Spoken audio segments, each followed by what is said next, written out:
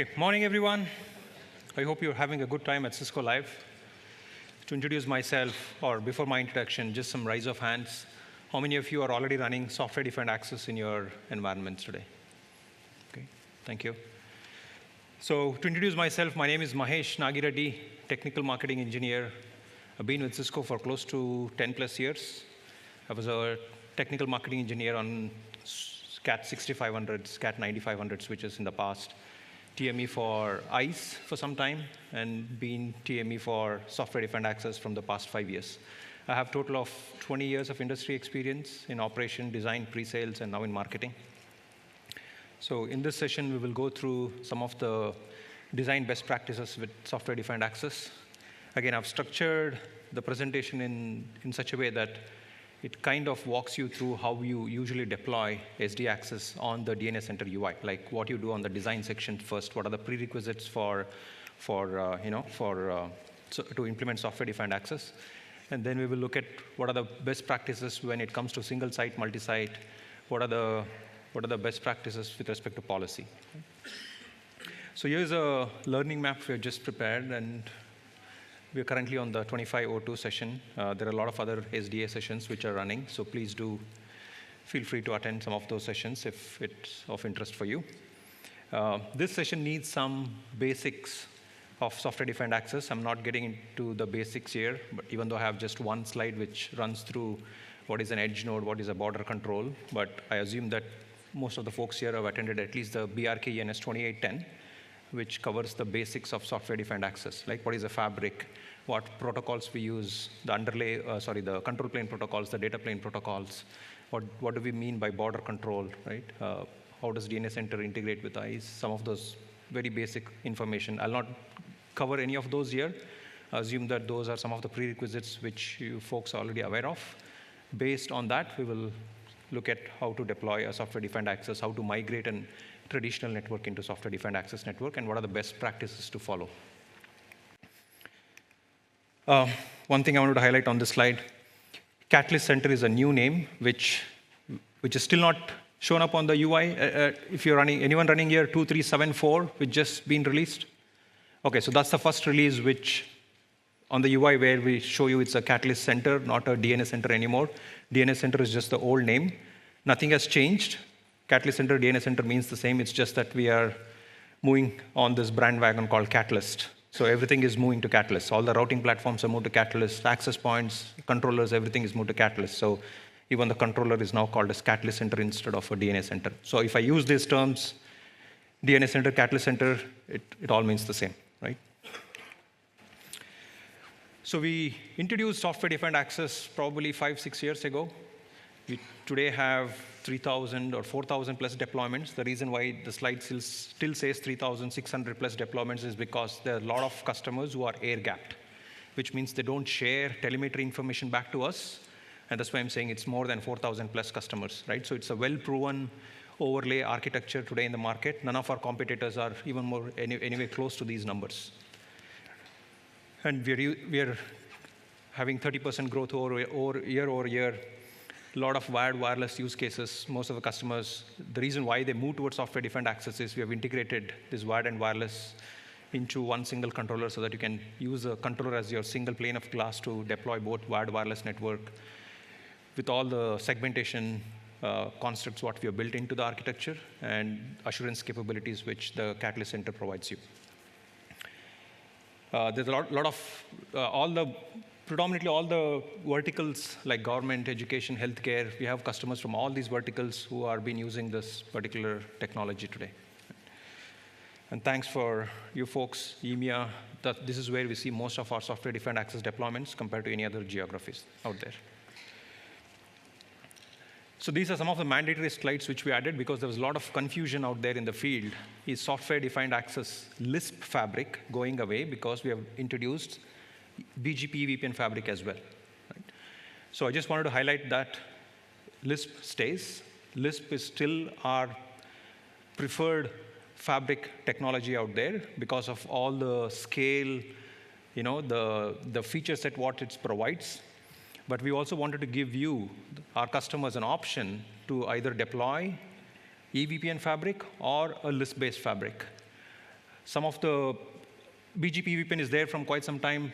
A lot of our competitors run EVPN fabrics. The primary reason they're saying it's because it's an open standard. But I just wanted to highlight that even Lisp is an open standard now. We have IETF drafts for Lisp, so any of our competitors can certainly go ahead and use Lisp. So Lisp is no more a proprietary protocol. It's an open standard protocol as well. So let's take this equation out, that BGP is a standard and Lisp is not standard protocol.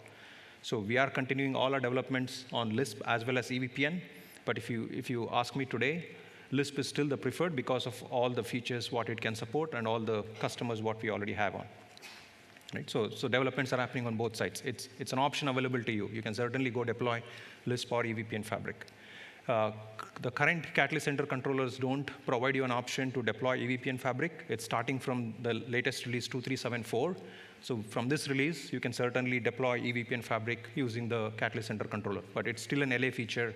We will do a general availability shortly. Right? There's another thing I wanted to highlight. Once you have your Catalyst Center controller running Lisp fabric, you can't run EVPN fabric on the same controller, right? It has to be either Lisp fabric or EVPN fabric. So you have to make this decision upfront.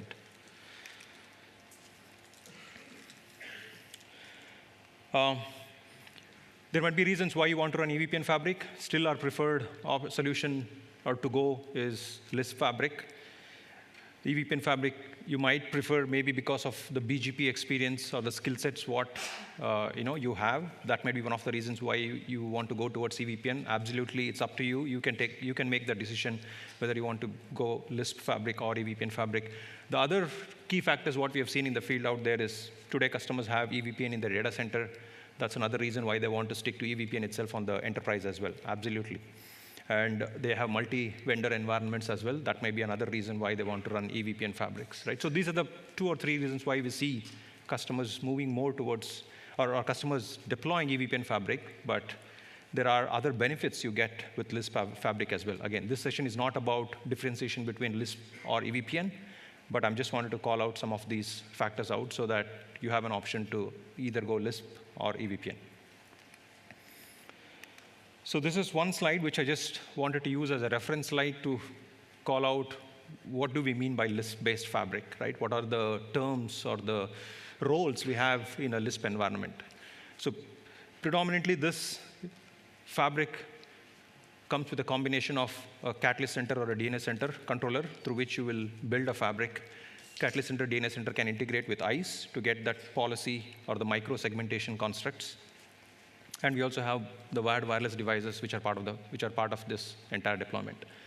A fabric site is nothing but a logical construct what we have created on the UI, where a site can be a fabric site. Like you can create hierarchies. You can say for this particular hierarchy or this particular site within a hierarchy, I want to build a fabric site, right? So it's just a logical construct where every fabric site will have its own border node, control plane nodes, wireless LAN controllers, right? Whatever shown there. There are some extended nodes which I'll cover in further slides. Starting from the bottom, edge nodes, what we call it, those are nothing but your access layer switches. Whatever access layer switches do today in your traditional environments, it exactly does the same thing, onboards users. You can connect your access points, your extended nodes, or any layer 2 switches to those edge nodes. Along with that, the other responsibility of an edge node is when a host gets connected, the edge node will register this host to the control plane node, right? So control plane node is nothing but like a database of all your hosts. So the control plane node will know if a host is being connected to one of the edge has registered that particular host. So the control plane node knows that host with so-and-so IP and MAC address is behind a locator called routing locator, what we call it as RLock in Lisp terms. So every single edge has a loopback IP address, and that loopback IP address is your RLock locator. So the control plane node knows that host 1 behind edge node 1, if I want to reach or if anyone wants to reach that host, they have to just send the traffic to that particular edge with an RLock IP address, whatever the loopback IP is. So that's another responsibility of an edge to register all the endpoints to the control plane node. When it comes to border node is a node which talks fabric southbound, which talks BGP on the northbound. The reason why we have used BGP is because of all the loop prevention mechanism what BGP by default provides. Right? But if you don't like to use BGP as a protocol, absolutely, you can go ahead and use whatever protocols you want to do that handoff. But we don't automate if you're using any other protocol. It has to be done manually, or you can use template what's available on the Catalyst Center UI. By default, if you use the automation workflow within the DNS Center or Catalyst Center, BGP is the protocol which we use to hand off the traffic, the fabric traffic to your outside world. Anything else? Your wireless LAN controller, we support legacy AirOS controllers, 3504s, 5520s, 8540s are supported in Fabric as well, which are traditionally the AirOS models. We also support the latest 9800 wireless LAN controllers. So I would highly recommend to just go with Cat9K or Catalyst 9000 family because of all the latest capabilities, and all the features what we support within the Fabric are predominantly supported on a Cat9K switch compared to the older platforms. I'll cover that in a little bit more detail in the next slide. Okay, so when it comes to deployment options, this is predominantly on the controller side, right? So we have Catalyst Center or DNS Center. There are 3 options available for you depending on how much scale you need. You can go with a medium appliance, which is a 44-core 1RU controller. You can go with a large, which is a 56-core 1RU appliance, or you can go with an XL, which is a 112-core 2RU UCS appliance, right? Depending on the scale, right? 44-core supports 1,000 networking devices like routers, switches, wireless LAN controllers. It has a scale on how many access points it can support. A medium can go up to 2,000. A large can go up to 5,000, right? And there are some scale packages available which can increase your scale up to 8,000 networking devices.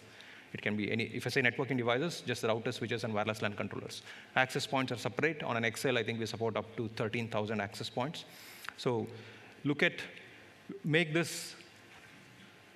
make sure that you pick the right appliance to begin with, depending on what scale you have, because changing an appliance is not an easy task. Once you go ahead and, let's say, buy a small or a medium appliance, and then let's say you think that's not sufficient for your scale, then upgrading that to a higher version, you can do it with backup restore.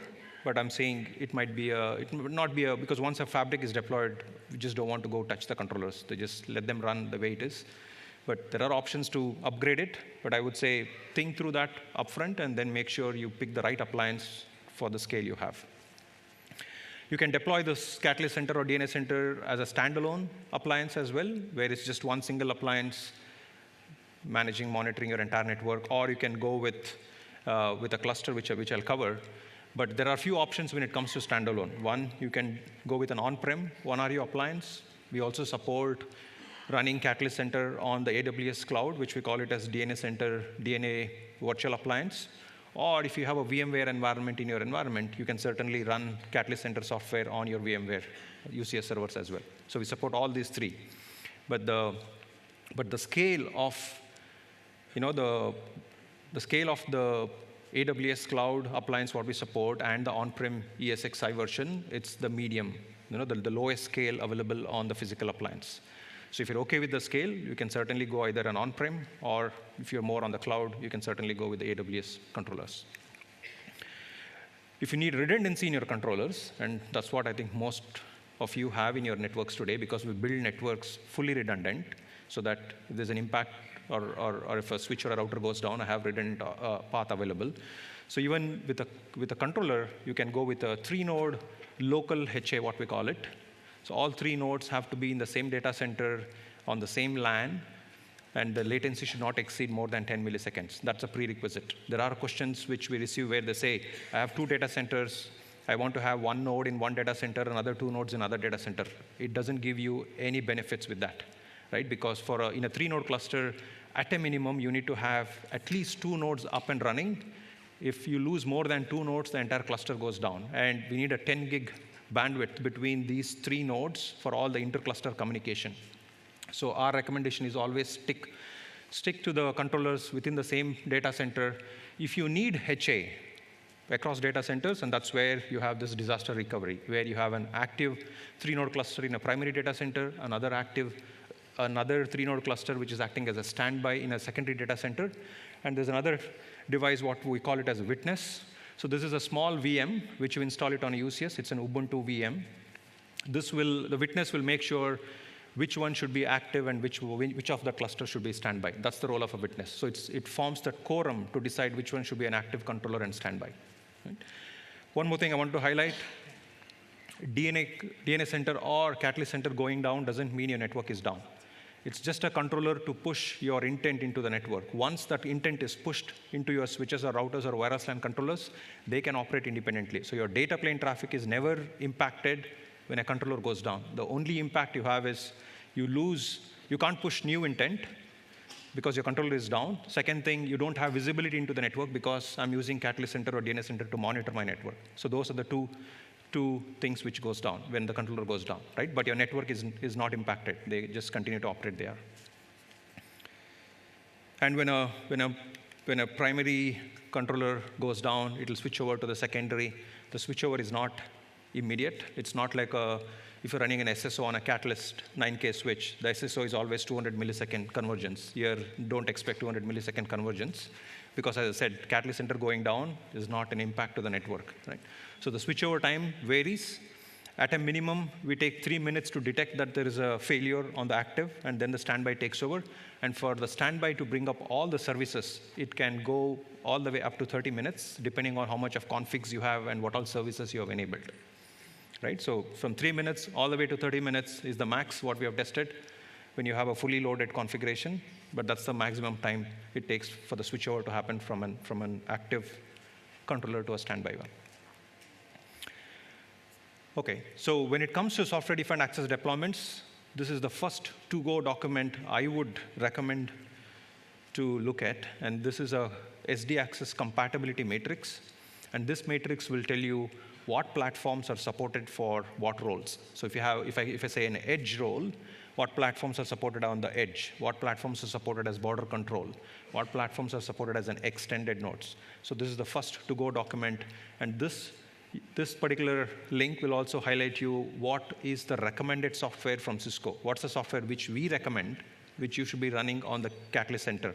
What's the recommended software you should be running on an iOS XE switch or a router or a wireless LAN controller? Right? What are the supported softwares? Even though we say recommended, what are the supported software for those versions? All that is clearly documented in this. So I would say before you even think about migrating to software-defined access or before you even think about deploying a software-defined access network, please do refer this document.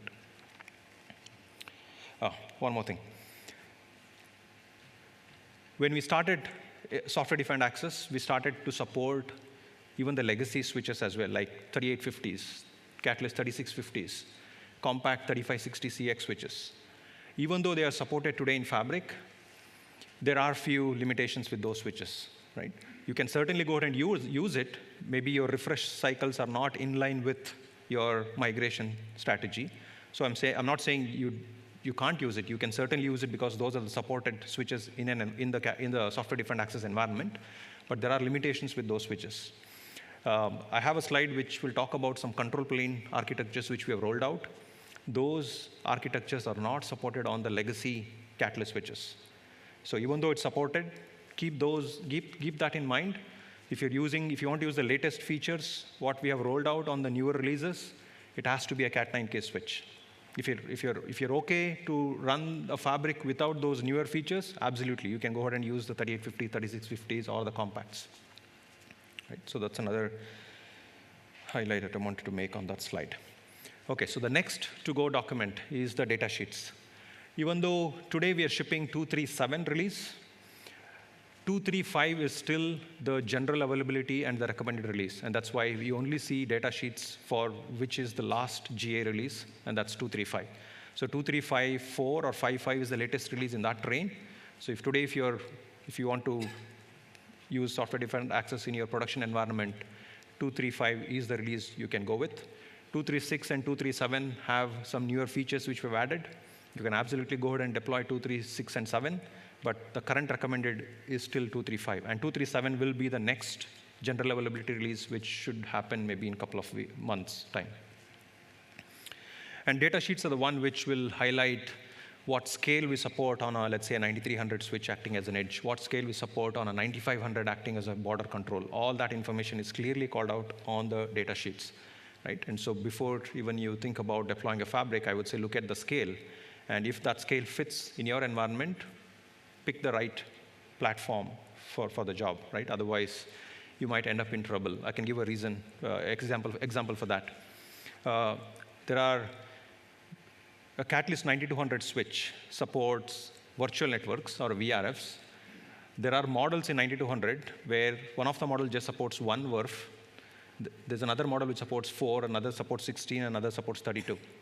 So if you're building a fabric, let's say with 9300s, 94, 9500 switches, and if you just deploy one 9200 in that fabric, your entire scale comes down to the lowest common denominator within the fabric, which is whatever 9200 you've chosen. Let's say you've chosen a 9200 which supports 4, which means you can deploy a fabric with just 4 virtual networks. So keep that in mind. Pick the right platforms so that you don't run into those issues. Right? Catalyst Center has those readiness checks, compliance checks. So before it goes deploy the fabric, or before you go select the switch and deploy a fabric, it does all those checks at the back end, whether the hardware is supported, what software version you're running on that switch. All those checks will be performed. It doesn't have to be a recommended iOS XE release. It can be a supported version as well, but we would highly recommend to stick to those recommended versions. Right? So all those checks at the back end happens. And when it comes to licensing, Network Advantage is the license you have to go with. So there are 2 licensing options on the switching side. One is a perpetual license, which we call Network Advantage or Essentials. Another one is a subscription license, what we call it as DNA Advantage or Essential.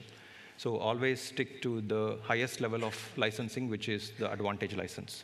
Network Advantage, DNA Advantage, that's the license you need to go with a fabric deployment. If you want to just monitor, manage devices which are running Essentials, absolutely, you can do that on the Catalyst Center. But if you want to build a fabric, it has to be a Network Advantage license. Right? Or if you have the Premier license, even that's good. Anything else? No. OK, so the next important thing is the latency.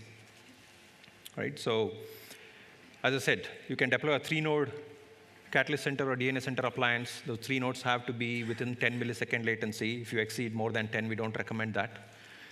The latency between DNA Center and ICE can't exceed more than 300 milliseconds. And if I say ICE has multiple personas, what we call it, PAN, PSNs, MNT, PX grid. DNA Center only talks to PAN and PX grid node. So if PAN and PX grid node is within the 300 millisecond reachability, you're good. The PSNs doesn't have to be. You can have, because a lot of customers have one single global ICE deployments, and they have spread their PSNs across geographies, right? They can have PSNs in APAC, EMEA, they can have PSNs in Americas. So the latency, what I'm highlighting here, 300 milliseconds between Catalyst Center and ICE, it's only between Catalyst Center and the PAN and PX grid nodes, not the PSNs. Right? And between the Catalyst Center and all the networking devices, what it manages, it has to be less than 200 milliseconds, right? That's the current recommended latency we have tested. If your environment is exceeding any of those numbers, please do reach out to us. We can certainly help you. There is an upper limit to which we can go, but that needs some internal approvals before we exceed more than 200 milliseconds. But the to-go or the gold standard for now is still 200 millisecond latency between all the devices which the Catalyst Center manages.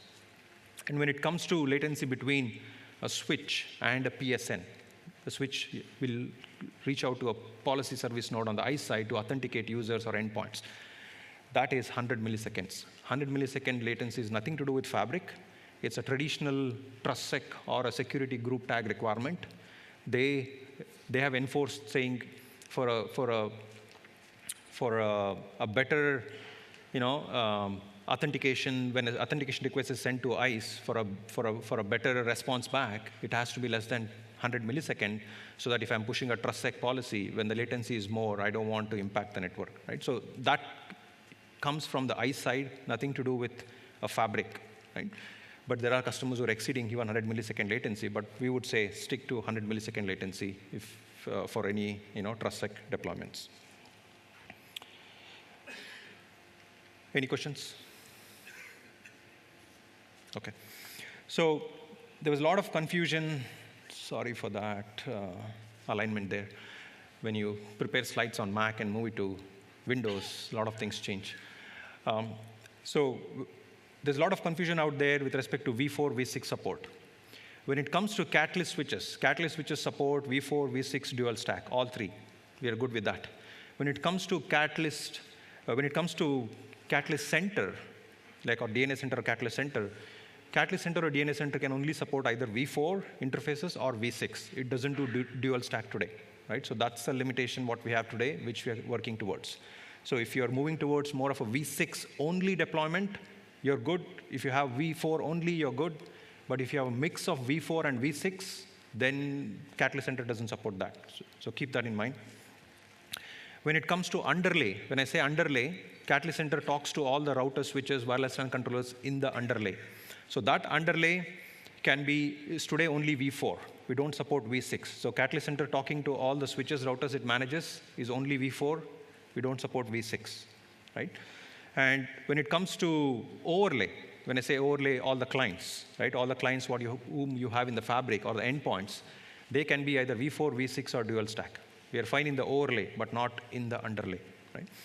ICE supports all three, V4, V6, dual stack. You're good on the ICE side. But when it comes to integrating Catalyst Center with ICE, it's V4 only, right? We don't support V6.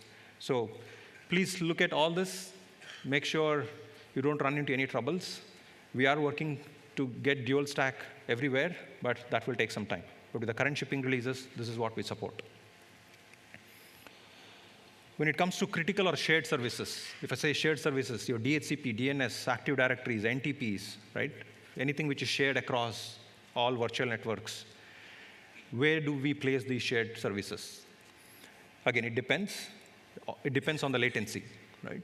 If you have your DNS center, ICE, all in your data center, you have seen the RTD slide which I just showed, what latencies we support, that's one thing. If it's a central headquarter site, yes, you can have all your shared services centrally at the headquarter site, and if all the branches are using those shared services, and if all the latencies are all within those limits, you're good, right? If not, then it's good to have a local shared service at the branches if you're exceeding those latencies, right? Example, PSN to switch, we say it's 100 milliseconds is what we recommend. So at any point in time, you're exceeding 100 milliseconds, make sure you have a PSN locally at those branches is what I've kind of highlighted here with 3 PSNs at 3 sites, right? If you're not exceeding those latencies, then you're good to have a central PSN itself. But if you're not, have a PSN locally at the site. So it doesn't really matter where you have your shared services unless you are well within those RTDs. Okay, so when it comes to migrating to software-defined access fabric, let's look at what options we have, right? Again, we started supporting this starting from 2210. Prior to 2210, we don't support this particular architecture. And what this says here is, my core and distribution are running fabric because they are Cat9K switches. I have the right licensing on those core and distribution, so I'm good to run fabric there. But my access, let's say it's still legacy switches, let's say 3850, 3650s, or even 2960X platforms. And my refresh cycle is not aligning with my migration strategy. So can I go deploy a fabric? Absolutely, starting from 2210. Why 2210? Because we released a feature called custom VLAN options. Prior to 2210, whenever you go add an IP pool into a virtual network on the Catalyst Center UI, Catalyst Center used to push a VLAN ID, which is pre-generated by the Catalyst Center, and it used to start from 1024 onwards.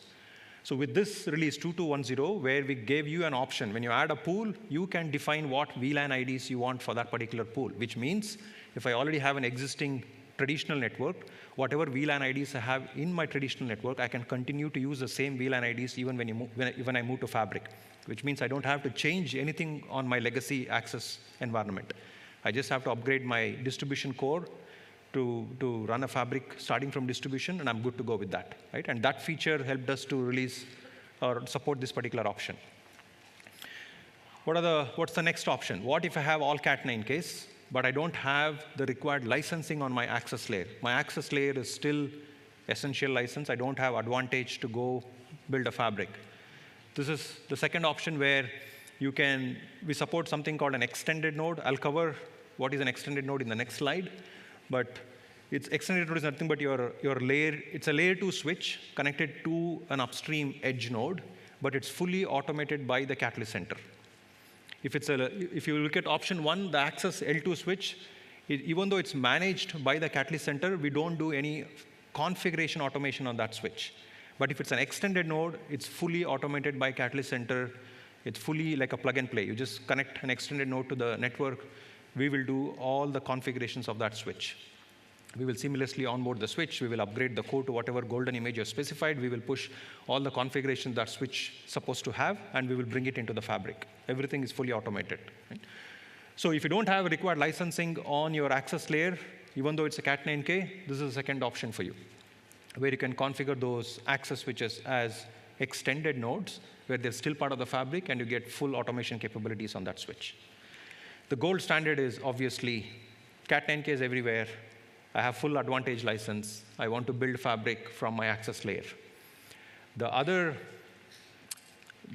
point I want to highlight here is we don't want to run a network on a legacy spanning tree protocols. So when you move to fabric, we move to routed access network starting from your access, which means your access layer moves from a legacy layer 2 to a layer 3 environment so that it's much more stable.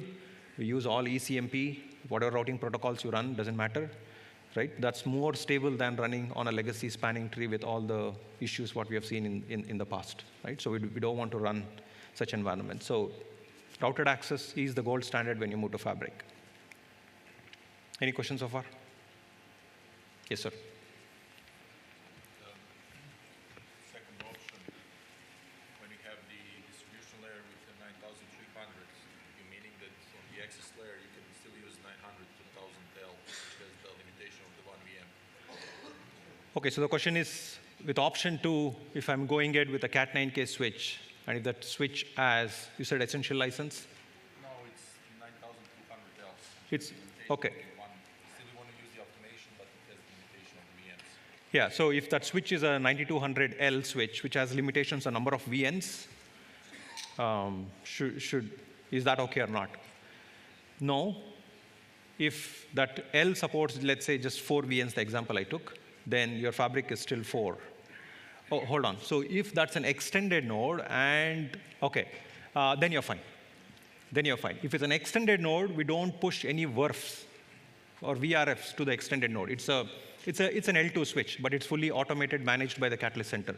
If that's the case, you're good. Thank you. Yeah. If it's not an extended node, then no. Right? Yes, sir. Step back a little bit to the controllers. Yep. Can we mix the physical and the virtual? Okay, so the question is, can I mix physical and virtual controllers? No, we don't support that today. There are limitations. Thanks for this point. I want to highlight that, and maybe I forgot. Even though we support physical and virtual, there are limitations on, can I have a Catalyst Center in AWS? Can I have ICE on-prem? Right? Or can I have Catalyst Center on-prem? Can I have ICE on cloud? Yes and no to that. Please do reach out to your sales representatives. We will clearly tell you what is supported today. Officially, everything should work, right? It shouldn't matter. But what is being tested is what matters.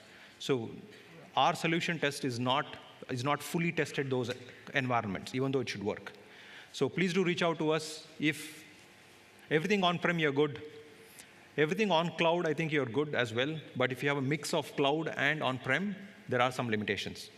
Limitations in the sense that it's not been fully tested. So if you have such environments, please do reach out to us, and we will help you out on that. Thank you. Yeah.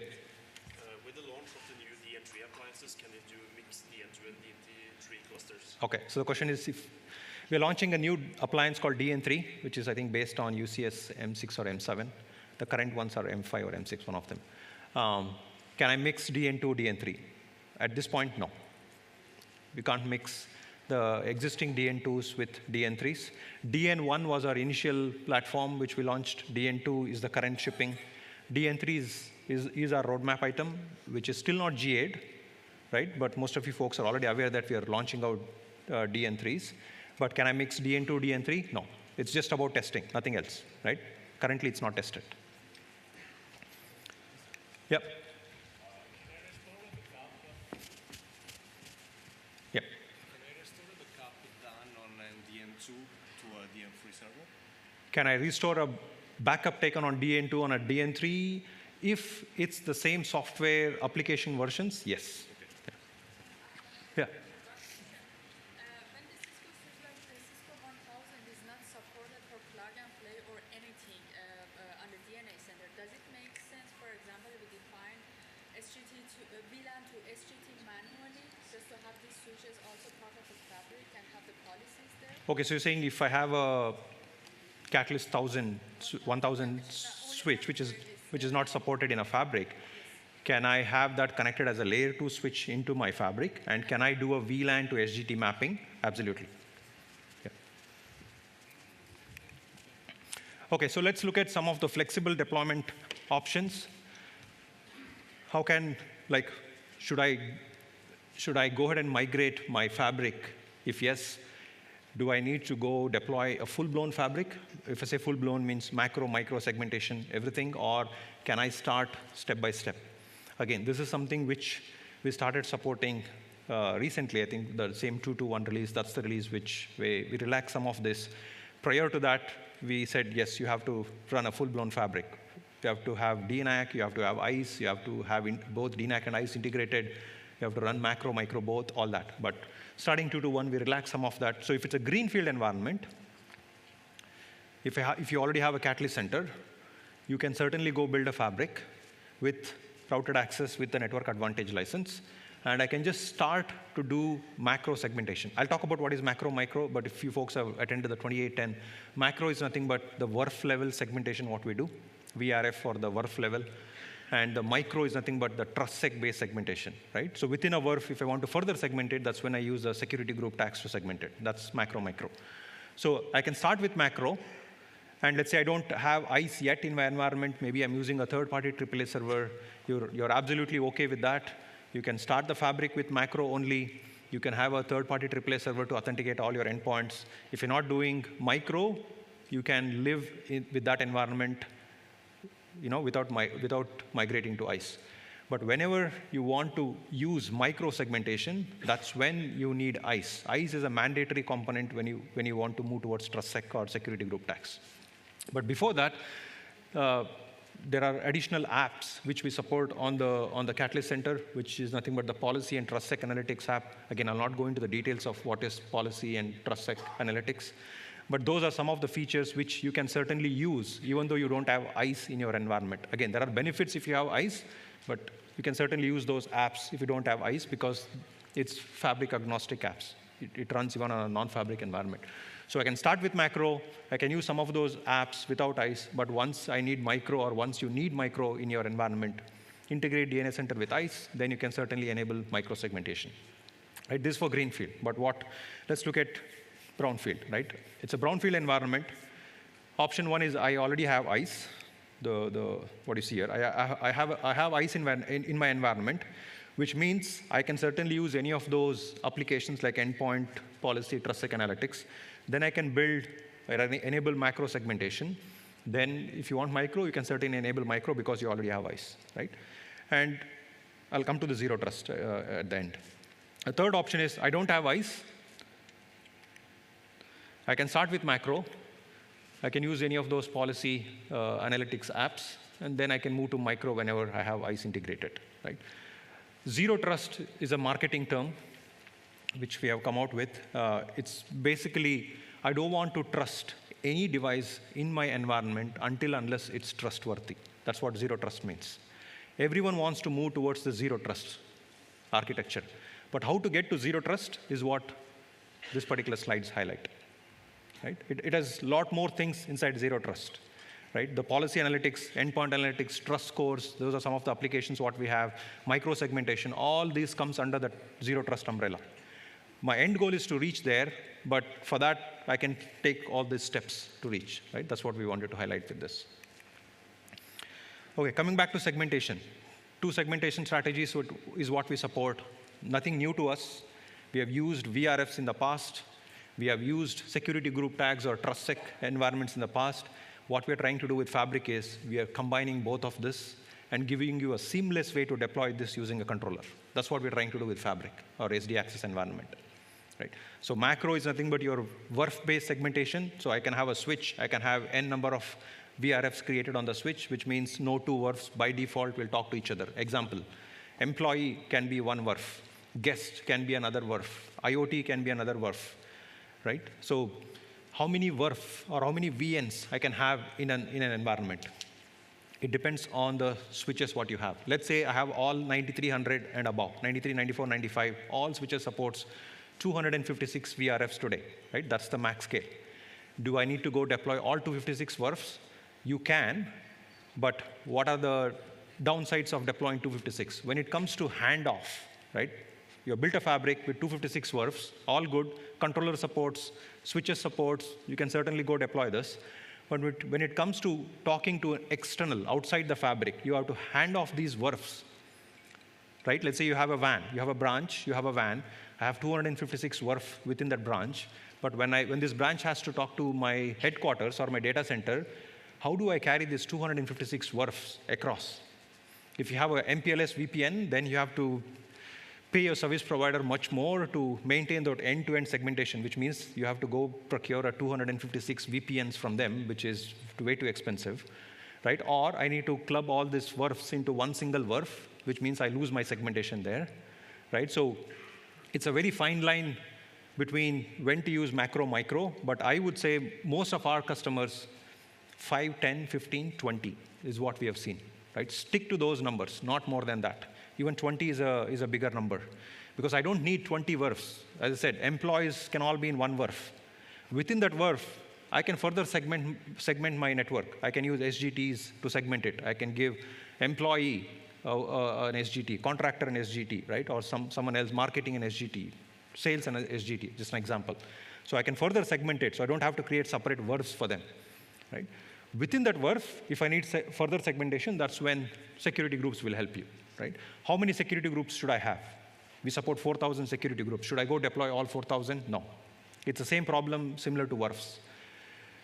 100 is even a bigger number to me, because managing a 100 cross 100 matrix on ICE or on Catalyst Center is another pain. Scroll through that entire matrix, right? So even though we support more, think through that and see what is really needed. You can use these SGTs in other sites multiple times in other VRFs. That's another option available. So instead of creating 100 SGTs, can I just create 10 and reuse the same SGTs in different VRFs? That's another option available as well, right? That's why I said it's a fine line between how many VRFs I should use, how many SGTs I should use, but just don't boil the ocean, because we have given you all the, the numbers are quite high and I can just go deploy it, right? You will feel that pain later after deploying it. Deploying on a DNS center is easy with just few clicks, but once it comes to outside fabric, carrying those end-to-end, that's where the pain comes in, right? Okay, so the reason I wanted to have this slide is, it again goes back to the least common denominator, which I highlighted, so I'll not spend much time on this. The classic example is your 9200 switches, which I just highlighted. So when I push a VRF, when I create a VRF or a VN on a Catalyst Center, we push those configs to edge, control, and border. You can see what configs are getting pushed to each and every nodes out there. And I've just highlighted in bold the virtual networks, because that's an example I wanted to take. So we push virtual networks to every single device out there, edge, control, and border. The intermediates are not part. The distribution is what I'm calling intermediates, the switches what you see in between, right? Because the fabric is built from the edge to the border. The in-between devices, we don't care. It's just IP forwarders. So be mindful of what platforms you use. What platforms you use on the edge, border, control, because that depends on how many VRFs you want to create, right? So if those platforms don't support the number of VRFs what you need, then you're back in trouble again. Okay. To onboard devices. So what we have seen so far is, I have a DNS center cluster, standalone, 3-node. I've seen whether we want to go with macro, micro, do I need to integrate with ICE and all that. Okay, once I've done all this, once I have the right hardware, I've discovered or I have the right hardware, I have everything in place, now I need to go build a fabric, but before that I need to add devices into Catalyst Center. There are multiple ways to add devices into Catalyst Center. One, our traditional, any other NMS tool does, is a manual way of discovering. I give a subnet to the discovery tool on the Catalyst Center. I give the SNMP credentials, right? I give the username passwords to log into those switches, and Catalyst Center can just go scan the entire network, onboard all the devices into the inventory. That's one way, which is traditional, right? Nothing fancy in it. There's a second way called semi-automated underlays, what I call. It's more of a PNP way of onboarding. PNP is a plug-and-play protocol, which is available today on all our Cat 9K switches, and even on the older legacy switches as well, which means switch boots up, it gets an IP. Along with the IP, it gets a controller IP. If you all know how an access point today boots up and talks to the controller, it's exactly the same. Switch boots up, gets an IP, gets the controller IP through option 43. Now, switch can talk to my controller if all your routing is in place. Once it's able to talk to the controller, it can download the image. DNS Center or Catalyst Center will upgrade the switch to whatever golden image you have. And you can push templates. If you have created templates, you can push whatever basic configs you want to that switch. That's kind of a semi-automated underlay, right? Through that, we can discover or onboard the switch into Catalyst Center. What's the third option? This, what we call it as completely automated way, and that's LAN automation. I have a branch. I have my core switch in the branch. I discover this core switch manually on Catalyst Center. But let's say it's a 3-tier architecture in a branch. I have distribution access. Distribution access can be seamlessly, fully automated way of onboarding back into Catalyst Center. I configure my seed, those core switches as my seed devices, which means we will push a DHCP config to that switch. Any device, like the distributions which are connected to my core, will power up, get an IP address. The seed device is the one which will lease the IP for that switch. Along with that, we will also push the DNS Center or the Catalyst Center IP. Now, the distribution can talk to my controller. Once it talks to my controller, we will push all the configs and what configs we push. Catalyst Center has something called a design page where you key in what's your DHCP, DNS, NTP, AAA servers, NetFlow, StealthWatch servers, everything. We push all these configs to that device once the switch comes up. We will create a loopback 0 IP address on those switches. We will run ISIS as a routing protocol on those intermediate switches. And we will seamlessly onboard the switch into Catalyst Center, and we will also add the switch into ICE database. Everything is automated.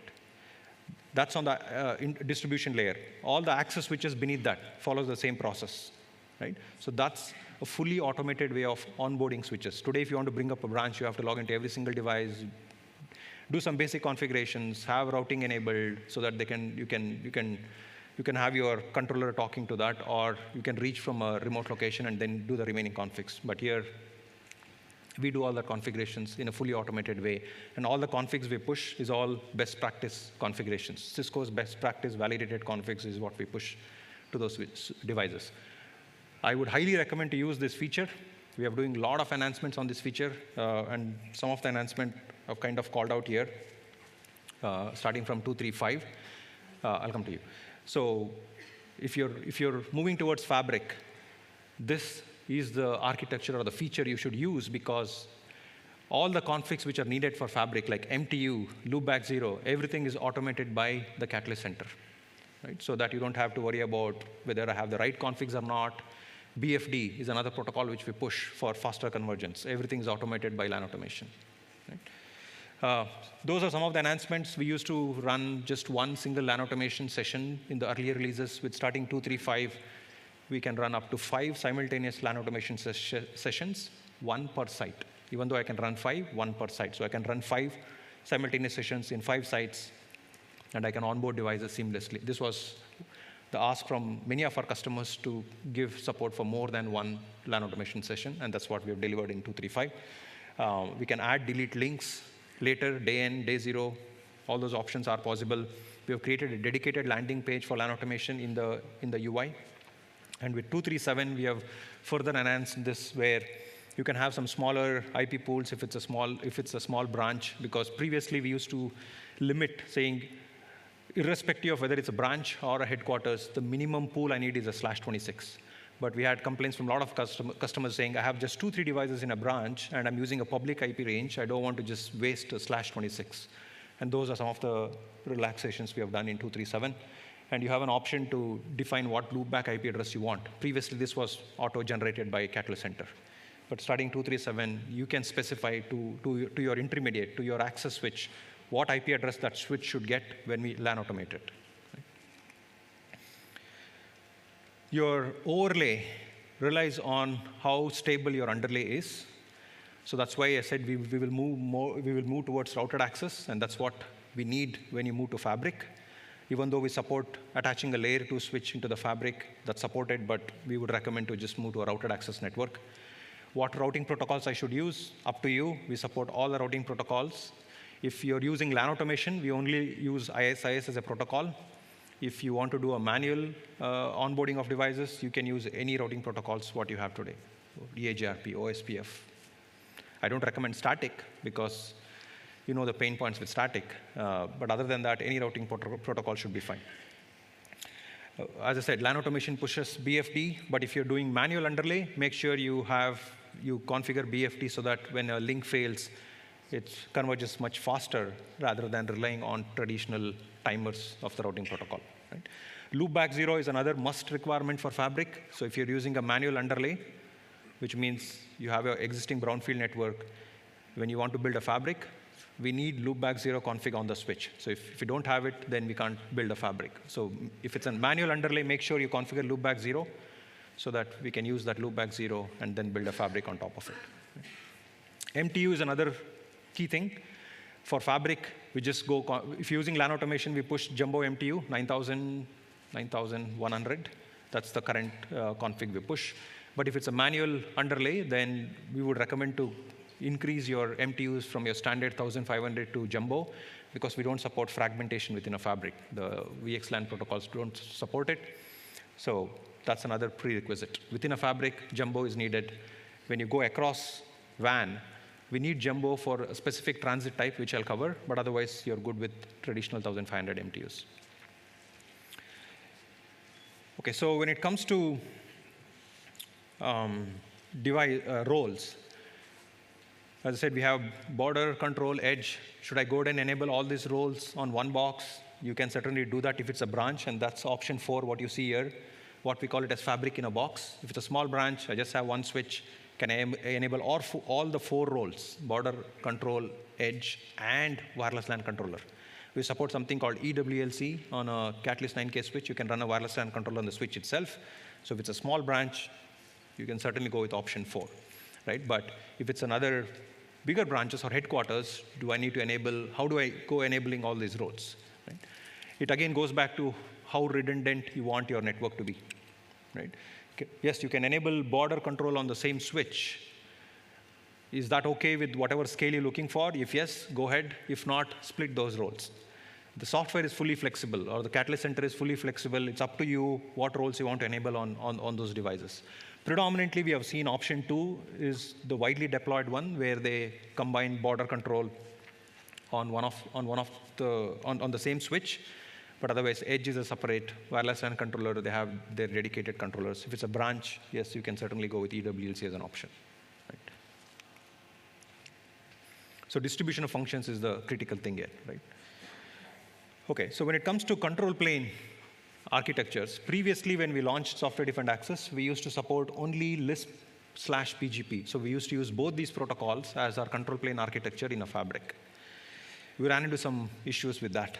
Convergence was one of the primary issue, right? BGP, as you know, it's a very slow convergence protocol, right? So first BGP has to converge, then Lisp convergence. So that was delaying some of our process. So we kind of moved away from BGP Lisp to PubSub. There are a lot of customers who are still on BGP Lisp, but if you're a greenfield customer, if you're just moving to Fabric, I would highly recommend to just stick to PubSub because of all the benefit what PubSub can provide. With BGP Lisp, sorry, my spotlight is little acting weird today. Convergence is one issue. If you have 2 border nodes for redundancy, iBGP is a requirement between 2 border nodes because I don't want my edges to send it to my border 1 and my uplink on the border 1 going down and my traffic gets blackhole on the border. So iBGP is a manual config which we never used to automate it, right? Because it all depends on what's your northbound connectivity. If you have a full mesh upstream, you're good. If you don't have a full mesh connectivity upstream, then traffic gets blackholed if you don't have that iBGP link. We have eliminated all that with PubSub. You don't need those IBGP links because PubSub is more like a publisher-subscriber architecture. The moment a control plane learns about a route, it will publish that to all its subscribers. So it's more of a push model than a pull model, right? And what are the other benefits with PubSub? Some of them I think I've called out in the previous slide here. What you see it as dynamic default border, extranet, active backup internet. Again, I'll not go into the details. Extranet, I have one slide to cover. But if you need more information on PubSub, we can certainly do a deep dive. But that's the protocol I would recommend to just stick to if it's a greenfield environment. Yes, ma'am. Got it. So do we support a migration from ListBG to PubSub? Good question. We don't at this point. We are working towards that. Maybe end of this year or next year, sometime we should have this migration where you can, it's coming in phases. For the sites which have something called an IP transit, we were supporting that in phase 1. For the sites which have something called an SD access transit, we will support that in the later phases. Right? So the first phase 1 is where we will support IP transit as an option, or the sites which are running IP transit. Right? So today we don't have a migration option. Okay, so those I covered. Okay, when it comes to border types, 2810 should have covered this, but a quick reference to that. There are 3 borders available for you to configure internal border. Internal border is basically used towards your data center. If I want to inject or import my DC routes into my fabric, that's when I use my internal border. So internal means import routes from outside into the fabric. External, we don't import any routes. The border acts as a default gateway. So if it's a branch, the borders, let's say if the borders are your core, that's the only exit path out. So I don't have to import anything. My border will just be a default gateway for anything unknown destinations, right? So all my edges will just send it to the border and let the border take care. So I don't have to import all my WAN routes, MAN routes into my fabric. External border. Predominantly, that's the default. That's what the customers go with, and that's the default option today in the UI. If you go deploy a fabric, by default, when you enable border, we will just enable it as an external only border. The third option is where you can have internal plus external, right? Let's say if it's your headquarters, the headquarters connects to both your WAN as well as your data center. You want to import your data center routes so that I can export these routes back into my other branches. That's where you need anywhere border to be enabled on the same device, on the same core, if you want to call it, so that I import my DC routes and I can export them back. Right? That's an option. Or you can have a separate internal border connecting to your DC, separate external border so that you don't have to import your WAN routes into the fabric. Right? So 3 options are available. Predominantly external should suffice. If not, you can certainly use any of those. Okay, so extended nodes. As I said, these are nothing but fully automated switches by Catalyst Center, but it's a pure layer 2 switch. We don't run any routing protocols. It's a trunk link between the extended node and the edge node. It's just a pure L2 trunk. And we just, whatever VLANs you have on your fabric, we will just configure all the VLANs on this extended node so that it's a fully automated, right? If you need more bandwidth, you can certainly go ahead and add an additional link into the port channel. And even the port channel configs is all automated by Catalyst Center. So there are traditional extended nodes, which means they don't support TrustSec. There are extended nodes which are called policy extended nodes, like IE3400s. They do support TrustSec capabilities. So if you have an IE3400 as your extended node, you can certainly go ahead and configure it as a policy extended node, which means I can do TrustSec enforcement. I can classify security groups on that switch as well, right? But traditional extended nodes like 3560CX or your legacy IE 2K, 3K, 4K switches don't support policy extended node functionality. And that table should tell you which device we support as extended, which we don't support as, or which is supported as policy extended node. If you have a Cat9K switch, can also be an extended node. Cat9K switch without running an essential license will be an extended node. The same Cat9K switch running an advantage license will become a policy extended node, right? So that's another difference if you want to. We also support daisy chaining of extended nodes. We have a lot of customers in manufacturing, IoT environments, where they can't have a cable from every switch back to the distribution or their access switches. So we do support daisy chain, and the text here highlights how many switches we support in a daisy chain today, right? And it all depends on the model of the switch as well. So keep that in mind as well. Like if you're running an IE switch, you can go up to 18 switches in a daisy chain. If you're running a Cat9K switch, we only support up to 3, right? And we also support a ring. If there's an IE switch where you want to build a rep ring, we support up to 18 switches in a rep ring as well. Yes, sir. So the daisy chain for the legacy switches, 2960X, is it supported as well? So the question is daisy chain for the legacy switches 2960X. So 2960X is not part of the fabric. We don't consider them as an extended nodes. So you can certainly daisy chain whatever 2960X you have below the edge nodes, but it's just a layer to attachment to the fabric, right? We don't really care whether it's one switch, two switch, or you have another complete L2 domain beneath that edge. It's up to you. Yeah.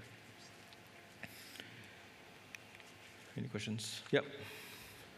About the stack build on 9Ks. You find cases where you need to control power them, get them built by certain station before you can pull them in. Fabric. Yeah, so the question is, do we support stack?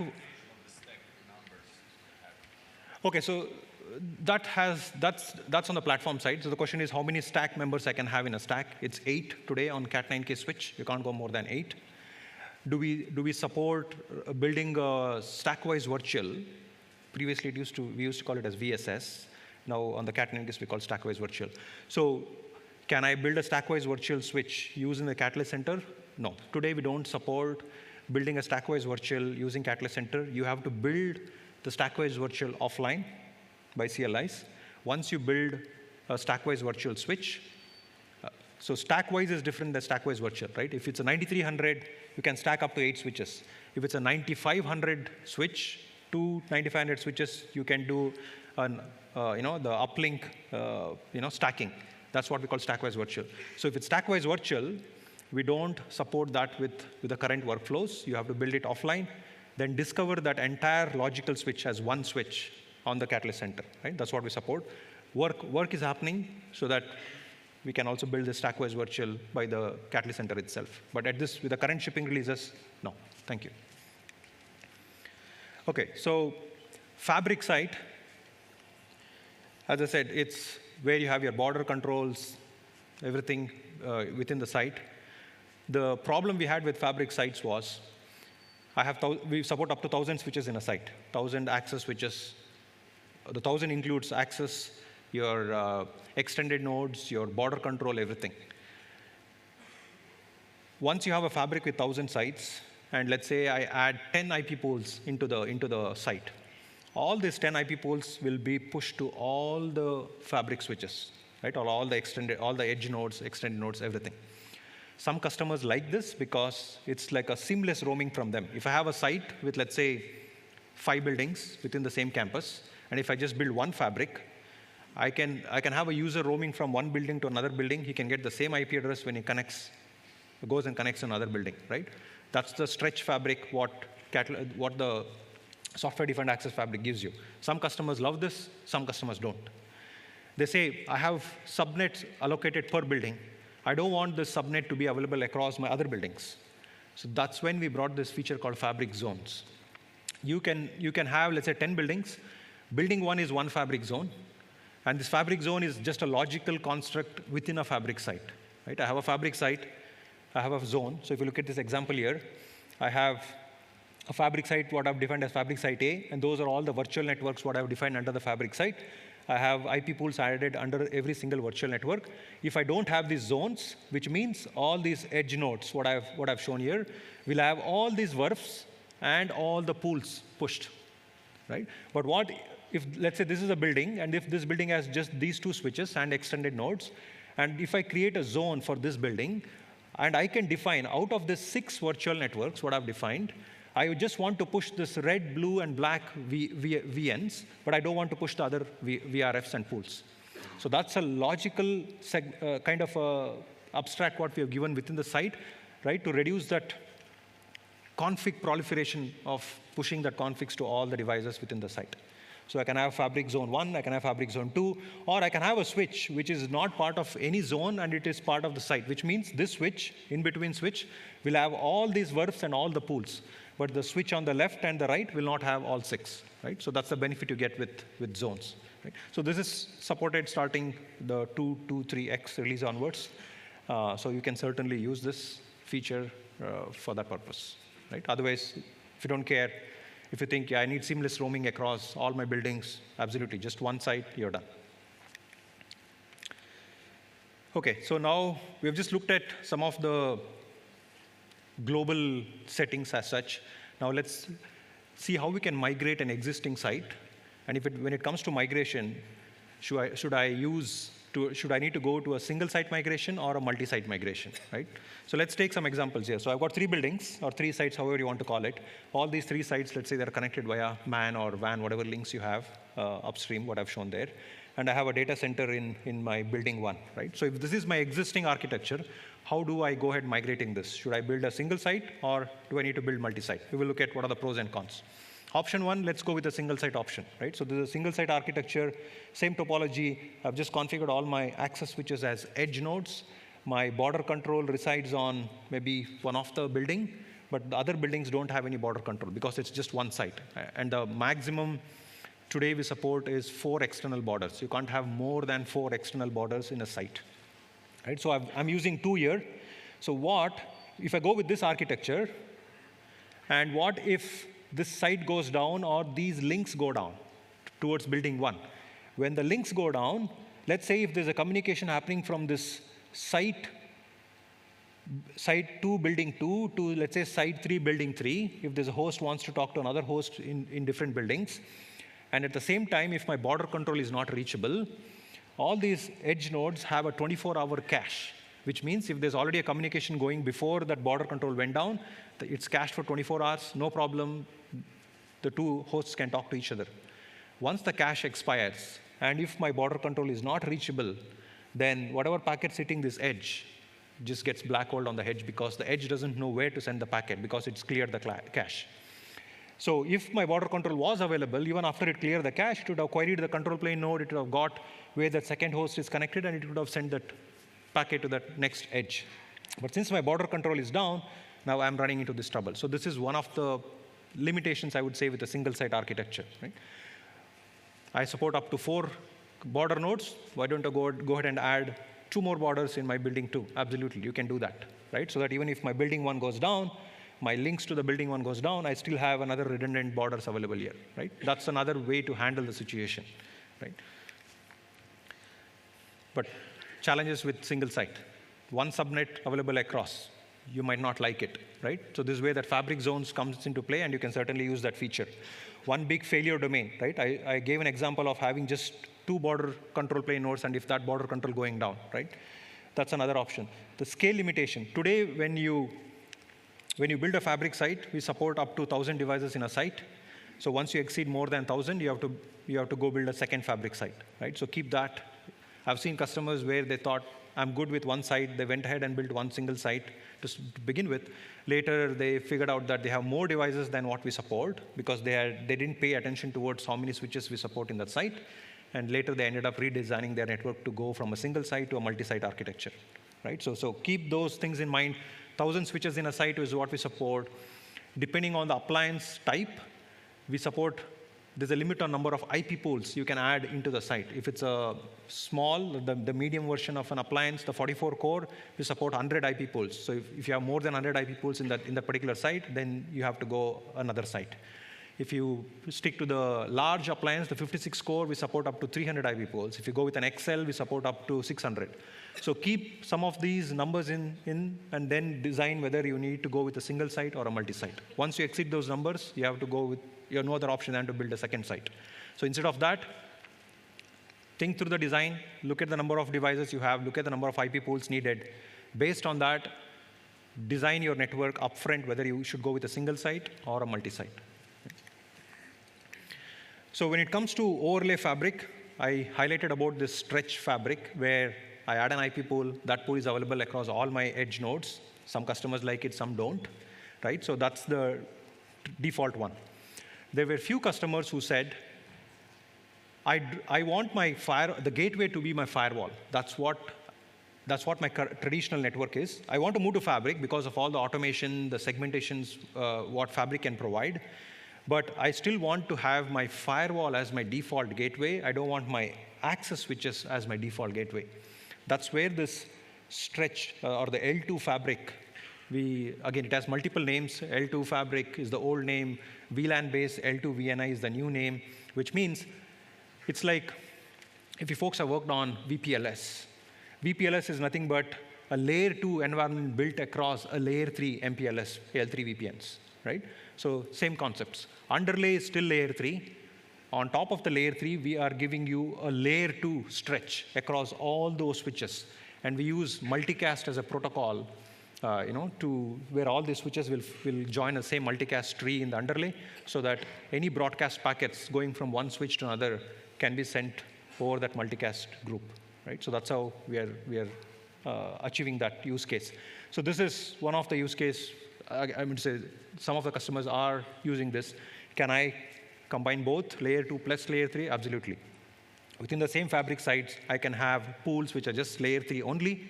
On the same site, I can have some of the pools which are just layer 2 only. Right? So in the older releases, you had to, when you create a layer 2 only pool, you had to attach that to a layer 3 VRF. But in the newer releases, we have eliminated that. You don't have to attach a layer 2 to a layer 3 VRF. You can just create a layer 2 only, which means we will just create L2 VLANs, or we will just create VLANs. And anyway, by default, even though those VLANs are in a global routing table, they don't talk to each other because they're part of different subnets and different broadcast domains. Right? So you have both the options, and you can certainly use one, or you can go with hybrid mode as well. You built a Fabric. Now you have to hand off this Fabric traffic to an external world. That's where we came out with this device called Fusion. Right? Fusion is a device which fuses all these VRFs into a global routing table. And we used to do that through BGP, because BGP was the only handoff protocol. And if you're using BGP, then you have to use BGP route targets to leak routes. I have VRF 1, VRF 2. I want traffic to go from VRF 1 to VRF 2. Then I'll use the BGP route target route leaking to leak routes. And all these configs on this Fusion upstream device was not automated. It's a manual configuration which you have to do, because that device is not part of the Fabric, the one you see on the top. We will do all the automation on the border side, which means we will hand off all those. We will run VRF Lite, we will hand it off, we will run per VRF BGP session. Everything is taken care on the border side, but not on the Fusion side.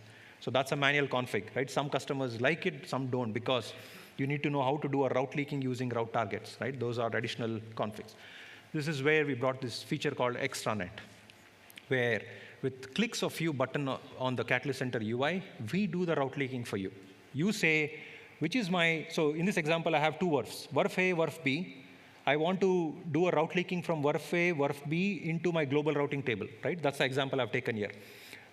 So instead of handing off multiple VRFs, I'm just handing off one VRF here, which is my global routing table, and I'm doing a route leaking using that extranet feature. So I'm saying my global routing table is my provider VRF, my VNA, VNB, which are in the Fabric, are my subscriber VRF, and I want to do a two-way route leaking.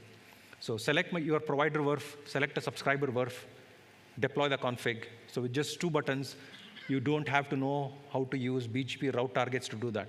Catalyst Center will take care of all that route leaking for you at the backend. Right? So this is a feature which you could use. Again, there are some limitations with this. Once I have a VRF as subscriber, I can't use the same VRF as provider, which means in this example, if I want to do a route leaking between VRF A and VRF B, I can't do that, because VRF A I've already highlighted it as a subscriber VRF, so I can't have the same subscriber VRF as a provider VRF. Right? So that's the limitation which we are working towards. In the future releases, you should see that some of those limitations going away. But if this is your use case where you have VRF A, VRF B within the Fabric, you just want to do a route leak to a global routing table, you can certainly use extranet. You don't have to go with that traditional way of route leaking using route targets. And this is supported only with PubSub protocol. We don't support this with BGP Lisp. Okay, so when it comes to multicast, we support ASM, SSM. The ASM placement can be inside, outside, even that's supported. We also support the source can be within the site, within the fabric, across fabrics, that's supported as well. When it comes to multicast configurations, it's fully automated by Catalyst Center. You just have to select what options you want, ASM, SSM. If it's ASM, external RP, internal RP, right? Then all the configurations will be pushed by the Catalyst Center to all those switches within the site. We support per VN RP as well. And some of these features came as an enhancement in the 2350 release onwards. So whatever you see in that bold text, those are all the enhancements which we brought in 2350, right? We support, if you're running multi-site with PubSub, we do support SD access. We support multicast across SD access transit. That's an additional feature support we did in 235. Multiple RP per VN, right? So those are some of the enhancements. When it comes to replication, there are two options available on the UI. One is called head-end replication, another one is native multicast. So let's say you have a fabric with 3-tier architecture. Let's say you have a source outside the fabric and receivers inside the fabric. So when the traffic comes from the source into the fabric, you can define what kind of a replication I want. So once it hits the border node, if you go with head-end replication, then the border is the one which is replicating the packet to every single edge. So if you have 1,000 edges, border is the one which will do a unicast replication to every single edge, so which is much more load on the border. The other alternative is you can go with native multicast, where all these switches within the fabric form an underlay multicast or join an underlay multicast group, so that border has to just send one packet into that group, and the group takes care of replicating it across to the edge. So if it's a small network, 5, 10, 20, 50 devices, small branch, you're okay with head-end replication. If not, just stick to native multicast. And for native multicast, you need that underlay multicast to be enabled, and LAN automation takes care of enabling that underlay multicast as well. Right? And that's why I said, if it's a greenfield environment, just blindly go with LAN automation, because we take care of all those configs, what's needed for the overlay fabrics as well. Right? That's on multicast. When it comes to wireless, we support two types of deployment with wireless. The traditional wireless deployment, as you folks all know, if you have an access point, it talks to the controller, it builds a CAPWAP tunnel, both data and your control traffic is sent to the controller, right? That's the traditional way of how wireless works. That's what we call it as OTT, or over the top. But in Fabric, we support something called Fabric-enabled wireless, where only the control traffic is sent to the controller. All the data traffic is just handed off to the upstream access switch to which the AP is connected, which means it's much more distributed than sending my entire wireless traffic back to my wireless LAN controller, right? And this Fabric-enabled wireless is what we would recommend you to go ahead, because it's fully distributed data plane, right? So I don't have to carry my traffic to the controller. On the same controller, we support both FEW, OTT, and mixed mode. So you can run both FEW and OTT SSIDs on the same controller. The controller types what we support is coming. So you can go with a 9800 controller, which is what we would recommend, or you can go with the traditional, whatever controllers I've listed there, 3504, 5520s, 8540s, which are AirOS-based controllers, right? What we support today in Fabric with Fabric-enabled wireless is a local mode, which means traffic is just, even though the AP is in local mode, it works similar to a flex mode, where the AP just hands off the traffic to the switch to which it's connected. And when it comes to control plane node support, and when I say control plane node, it's the control plane node within the Fabric. If you have an AirOS controller, we support only 2.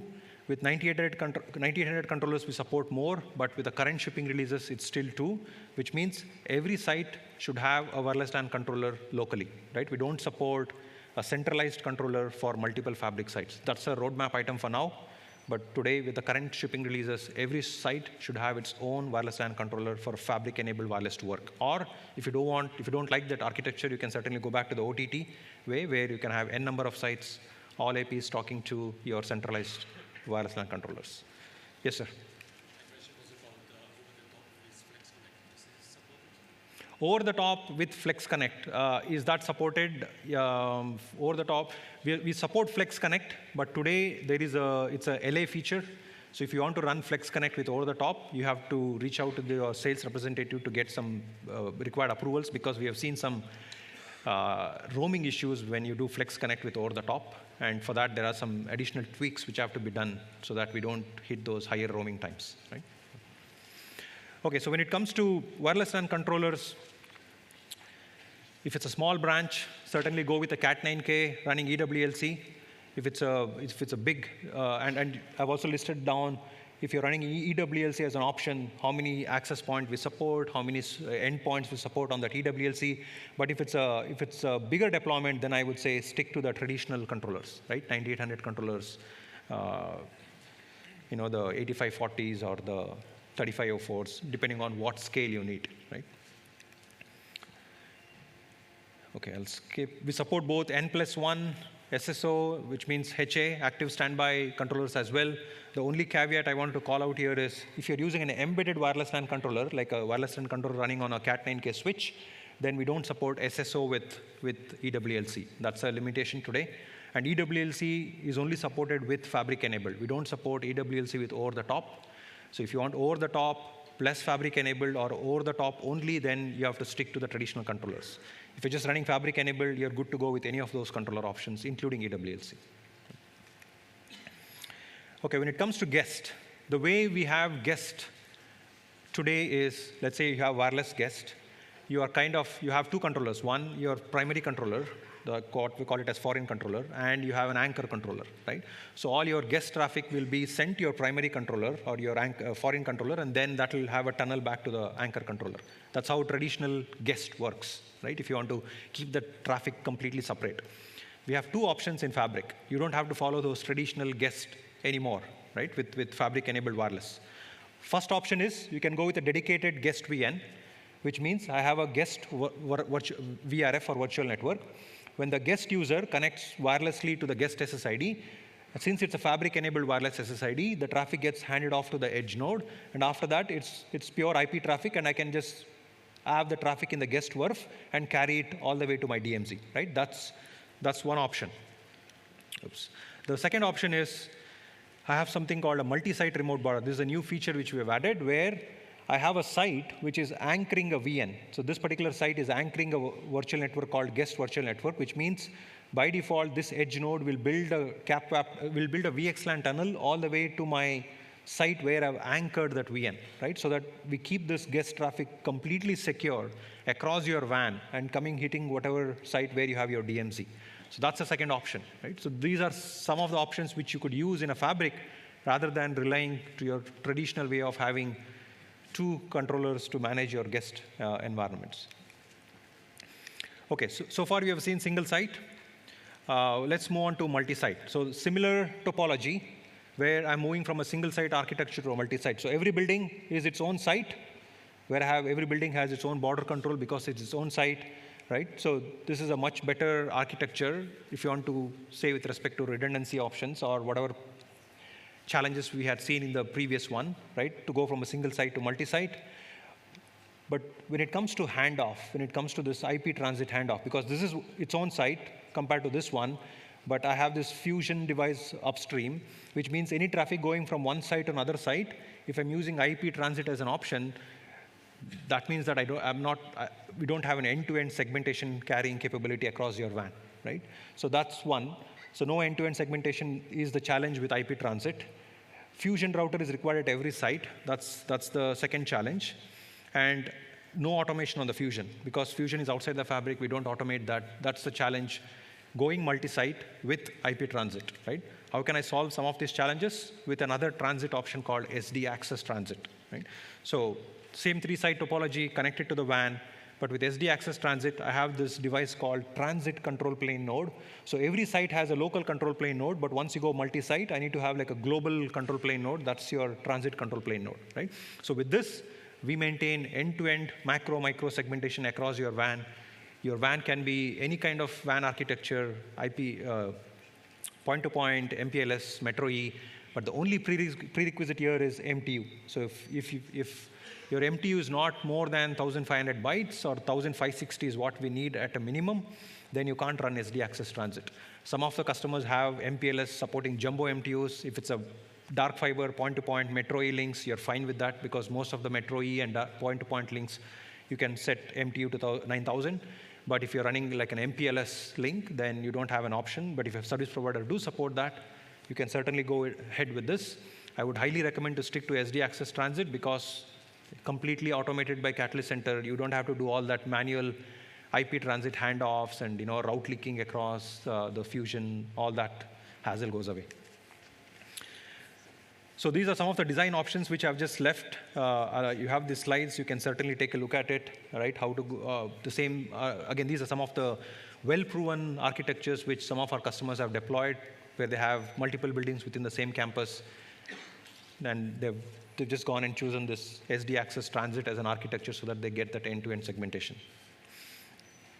Where should I place these TCP nodes? We just need reachability to those TCP nodes. It doesn't matter where those nodes are. We support up to 4 TCP nodes today with PubSub and 2 TCP nodes with BGP Lisp. So you can have more than 2. You can have, if you have multiple data centers, these TCP nodes can be each in, like one each in each data center as well. That's an option. Because these nodes are just queried. The border nodes will just query the TCP node, how to reach the destination subnet outside my fabric. If you can provide that reachability is all we need, right? So it doesn't, we don't care where the TCP nodes are up until that reachability is there. The third transit option is SD-WAN transport, what we call it. So if customers who already moved towards SD-WAN, they can certainly use this as an option. So what you see on the left side is it's an SDA site. What you have on the right side is another SD access site.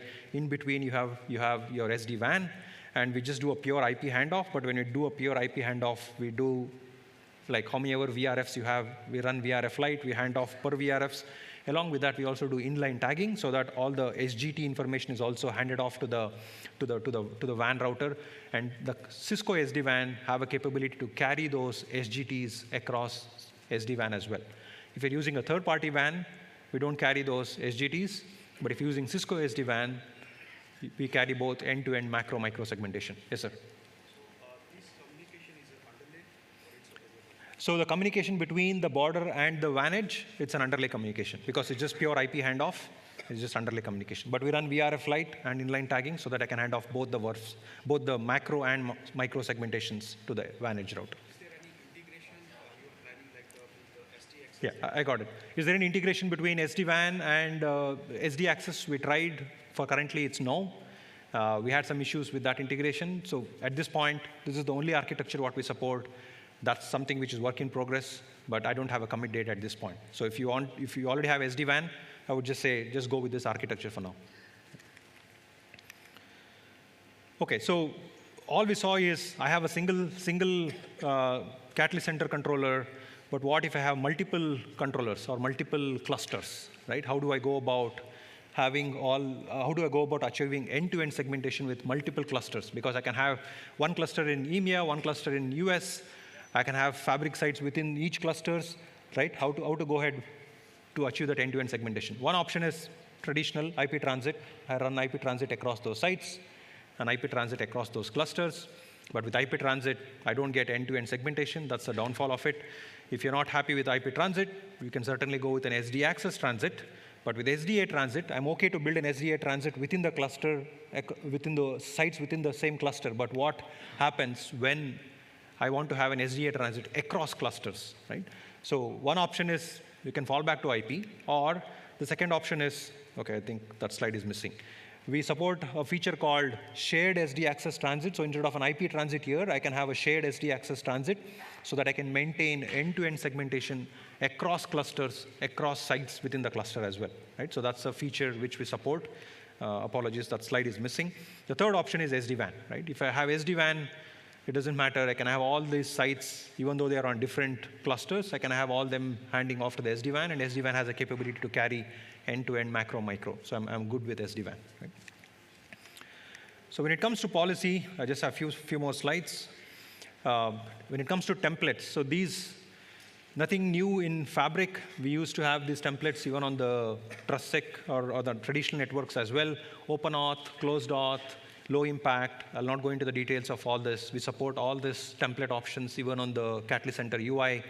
The benefit you get on the UI is anytime I can seamlessly switch from one template to another. It's a seamless switchover from one template to another. Let's say today I'm running an OpenAuth template. Tomorrow, let's say I'm good to go with a closed-auth template.